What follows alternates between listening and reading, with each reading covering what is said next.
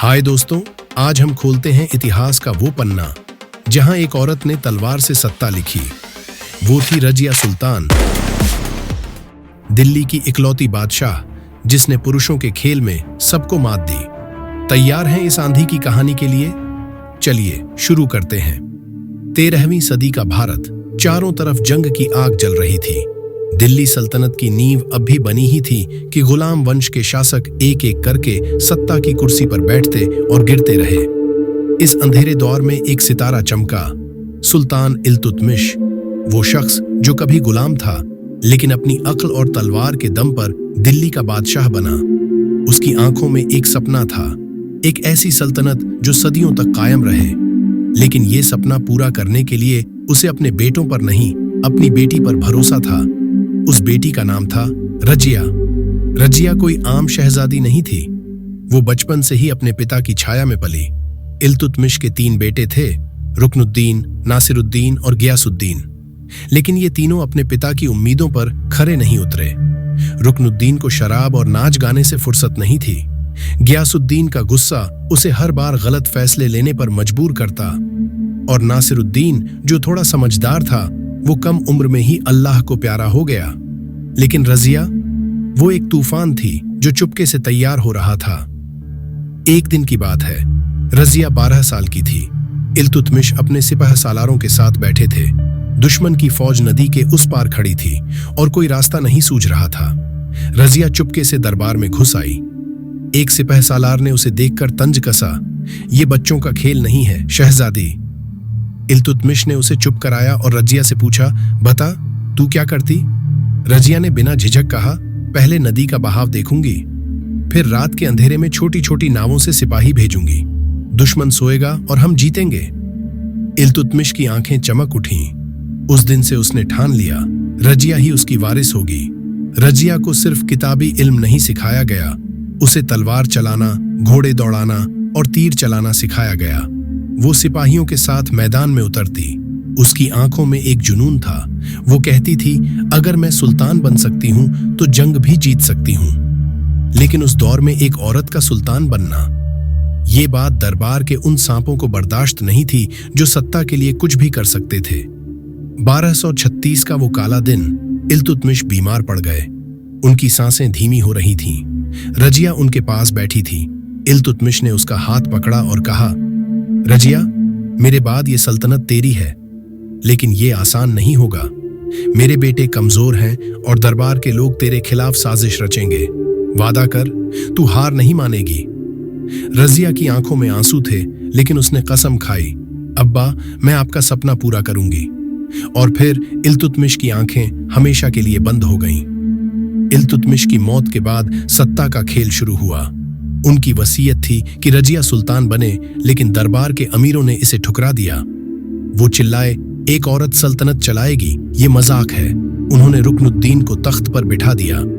लेकिन रुकनुद्दीन, वो सुल्तान कम, शराबी ज्यादा था। उसकी मां शाह तुर्कान ने सत्ता अपने हाथ में ले ली। उसने इल्तुतमिश के वफादारों को जेल में डाला और सल्तनत को लूटना शुरू कर दिया।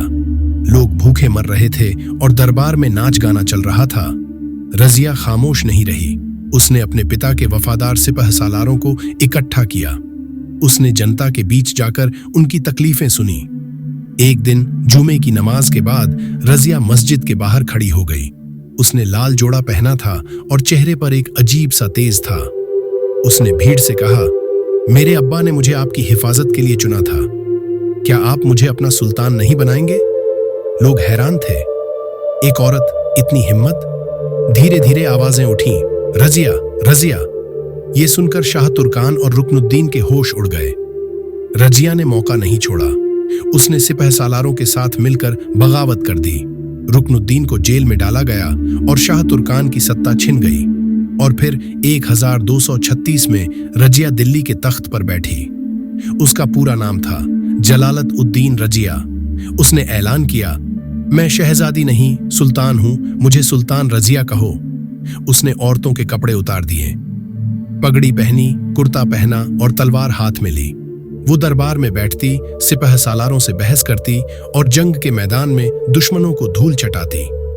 रजिया का शासन शुरू हुआ तो उसने कमाल कर दिखाया। उसने सड़कें बनवाईं, नहरें खुदवाईं और व्यापार को आसमान पर पहुंचाया। उसने स्कूल खोले ताकि गरीब बच्चे भी पढ़ सकें। वो हर धर्म को इज्जत देती थी। हिंदू, मुस्लिम सब उसके लिए बराबर थे। लोग उसे दुआएं देने लगे, लेकिन दरबार में साजिशों का अंधेरा गहरा रहा था। कुछ अमीर उससे जलते थे।